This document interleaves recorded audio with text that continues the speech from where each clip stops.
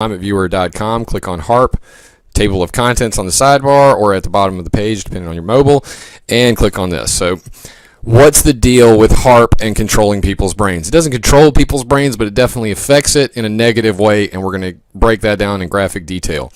Electrical signals, electrical interference, electromagnetic radiation from outside your body can affect your mood because your brain works on electricity and hormones.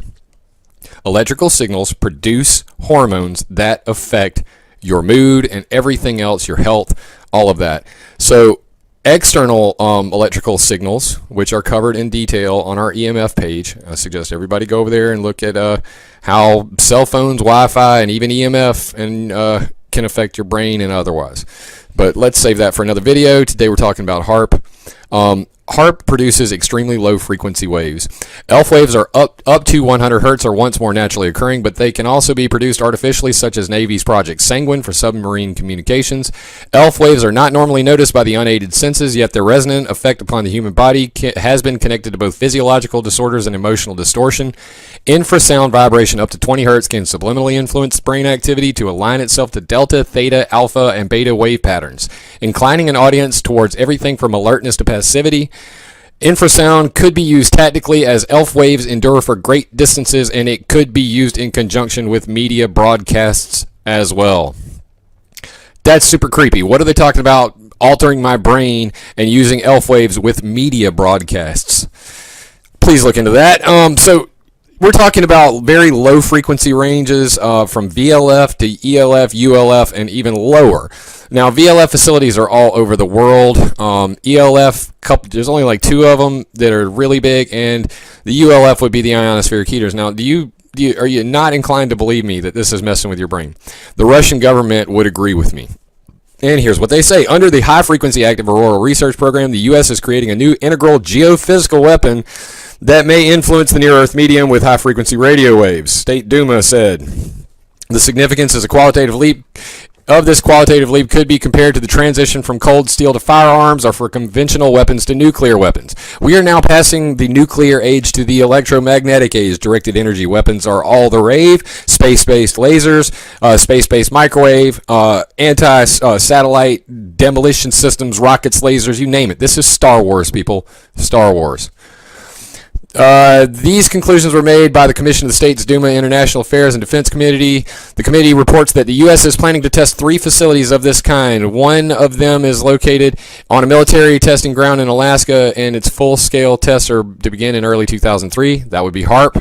The second one is in Greenland, and the third is in Norway. Greenland has a IceCat at Sundstrom, and it has a AMISR up there, so I don't know which one they're referring to. And then Norway has Tromsø's ionospheric heater. So those are the 3 they're talking about there. When these facilities are launched into space from Norway, Alaska, and Greenland, a closed contour will be created and a truly fantastic integral potential for influencing the near-Earth medium. A integral potential for influencing the near-Earth medium. Near-Earth meaning the troposphere, where we live. So they're saying that what they're doing, the ionosphere, is going to affect us down here on the ground.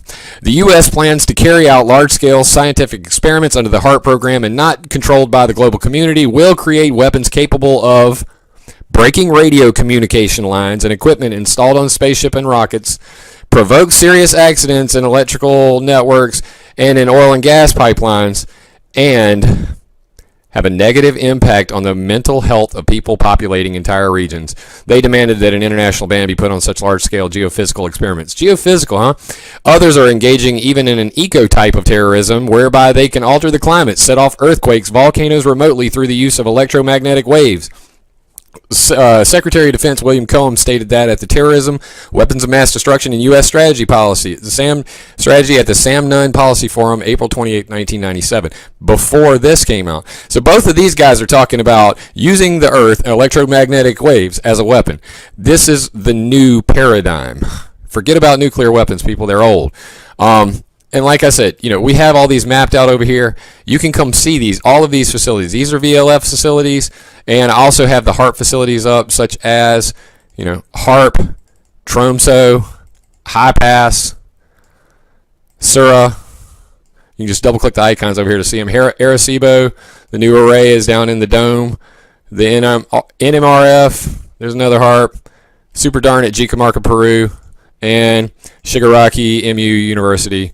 All these space-based weapons systems. Also scientific platforms, but we could argue about that all day long. I happen to know for a fact that they are involved in space-based weapons systems. So what's going on here? VLF facilities have been used for a very long time all around the world.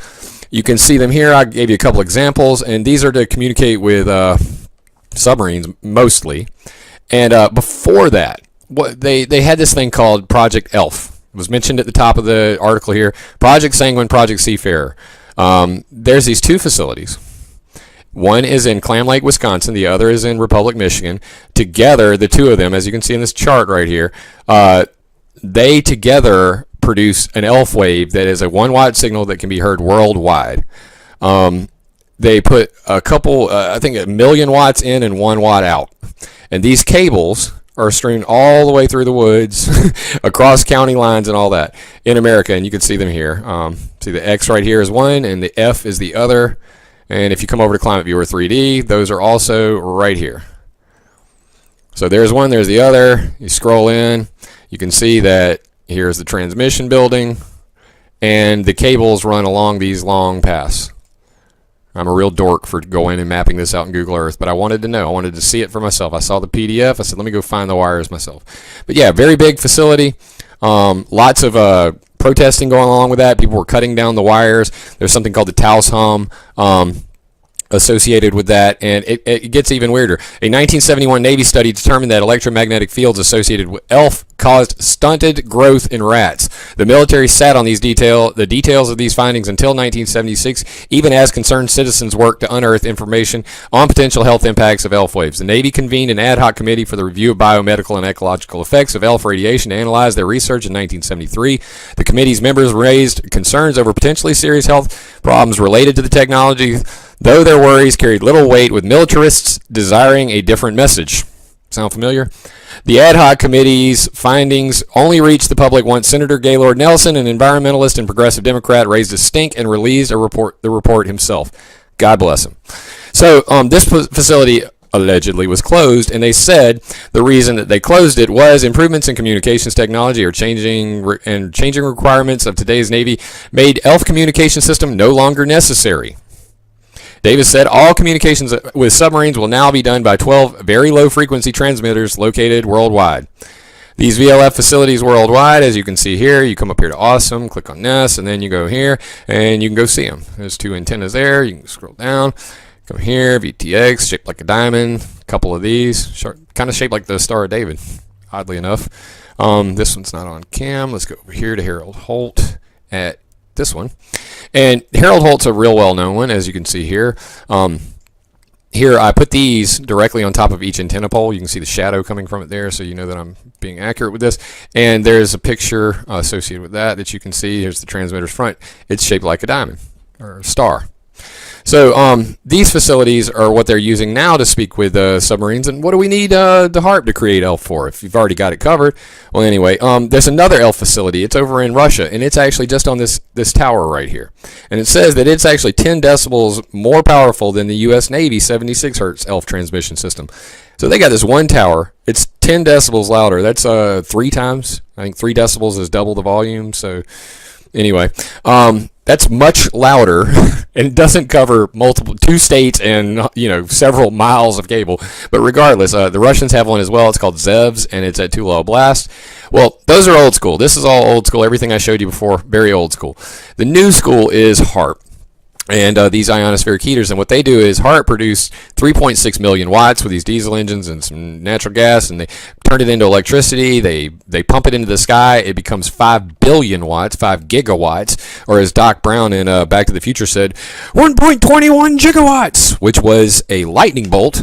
So 1.21 gigawatts is a lightning bolt, and that's what they needed to travel through time and space, and H.A.A.R.P produces 5 of those, 5 gigawatts. Well, they're building an even bigger one over in Norway called IceCat 3D, and it's going to be 100 billion watts, 100 gigawatts. According to Bernard Eastland, John Hersher, and a whole bunch of other people, 100 gigawatts is what you need to modify the jet stream.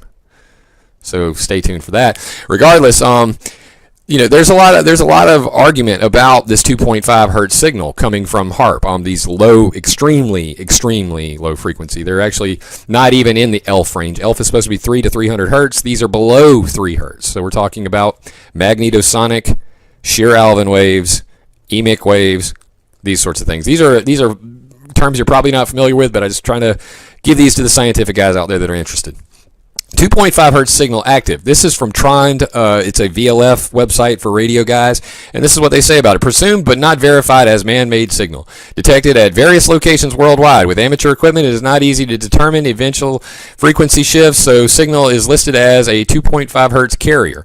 So far, the signal is not connected with any known geophysical events, most likely not originating from HAARP.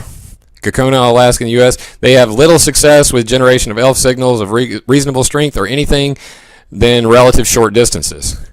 But, what is this? What is this? This says right here, HAARP, ULF, amplitude, and this is the Demeter satellite collecting it. HAARP and University of Maryland experiment, 2.5 hertz, off the chart. These are called shear Alvin waves. They spin and spiral out into space. Here's another one. Kokona Field, HAARP, 2.5 hertz, bing, and they got a little red circle on it. How about this? We've all seen these, 2.5 hertz, big red stripe. Everybody says that's not HAARP. It is HAARP. We can prove that beyond a shadow of a doubt.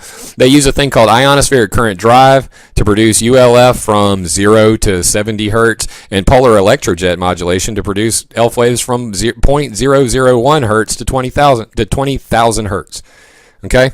And as you can see right here, X and O mode, 11 hertz, 29 hertz, 47 hertz, 73 hertz, full and half power, 0.2 hertz, 0.8 hertz, 1.4 hertz, 2.8 hertz. Sorry, I clicked that by accident. 3.8 hertz and 6.4 hertz. That's HAARP, making them that low. That's right. So there's no arguing about this anymore. And HAARP is producing these ELF waves, these shear Alvin waves, emic waves, and magnetosonic waves, which do affect your health, your brain, and this stuff should be banned. So please, guys, come over here, watch Resonance Beings of Frequency, great documentary on how electromagnetic radiation affects your body. And then really dig into this stuff. Look at all of the HAARP facilities, the large high-powered radars of the world, and do it while you can, because Google is closing my Google Earth program by the end of the year. So this won't be around long. We'll try to invent something better to still bring all of this 3D fun to you. But until then, check it out. All the references are there. HAARP, ELF waves, and mind control, or mind aggravation, you might want to put it. This is all referenced at the bottom. Please check it out. 1,778 other people already have. And I really hope that you guys get this stuff out to everybody, because we really need to know the truth about HAARP, ionospheric heaters, and ELF generation. By the way, the reason this all matters, they're going to show up on a boat near you very soon. I'll cover this in my next video about how they're using them on trucks with the microwave ionosphere reconfiguration ground-based emitter, which is basically a HAARP on a trailer. They're putting them on boats to melt methane clouds to generate sunshine reflecting noctilucent clouds in increasing amounts in the mesosphere, which reflects sun's energy back into space. That's right, using HAARP to attack atmospheric methane. Very crazy. And they want to use the other heaters as well to do geoengineering with Project Lucy and the Sky with Diamonds, compressing methane into diamond dust. And the Straw Man high frequency array, how they're putting them along the equator, along this green band, and the optimal ELF region, which is right here. So look for an ELF boat coming to a ocean near you. They are called the Straw Man high frequency array, and that's why HAARP is no longer necessary, not just because they have VLF facilities everywhere to talk. So there's a lot left to cover. I'm going to continue this series. We'll go through each one of my articles until we all get to the bottom of this, and then I'm going to probably stop talking about HAARP until we see IceCat 3D in 2016, hopefully. So with that, unless someone like you cares a whole awful lot, nothing is going to get better. It's not.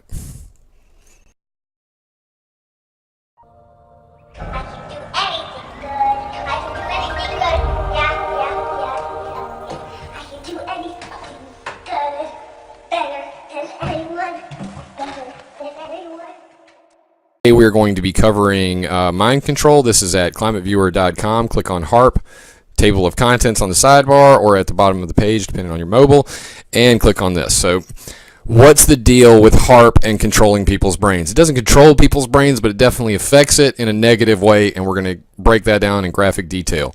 Electrical signals, electrical interference, electromagnetic radiation from outside your body can affect your mood because your brain works on electricity and hormones. Electrical signals produce hormones that affect your mood and everything else, your health, all of that. So external electrical signals, which are covered in detail on our EMF page. I suggest everybody go over there and look at how cell phones, Wi-Fi, and even EMF can affect your brain and otherwise. But let's save that for another video. Today we're talking about HAARP. HAARP produces extremely low frequency waves. ELF waves are up to 100 hertz or once more naturally occurring, but they can also be produced artificially, such as Navy's Project Sanguine for submarine communications. ELF waves are not normally noticed by the unaided senses, yet their resonant effect upon the human body has been connected to both physiological disorders and emotional distortion. Infrasound vibration up to 20 hertz can subliminally influence brain activity to align itself to delta, theta, alpha, and beta wave patterns, inclining an audience towards everything from alertness to passivity. Infrasound could be used tactically as ELF waves endure for great distances, and it could be used in conjunction with media broadcasts as well. That's super creepy. What are they talking about? Altering my brain and using ELF waves with media broadcasts. Please look into that. So we're talking about very low frequency ranges from VLF to ELF, ULF, and even lower. Now, VLF facilities are all over the world. ELF, there's only like 2 of them that are really big, and the ULF would be the ionospheric heaters. Now, are you not inclined to believe me that this is messing with your brain? The Russian government would agree with me. And here's what they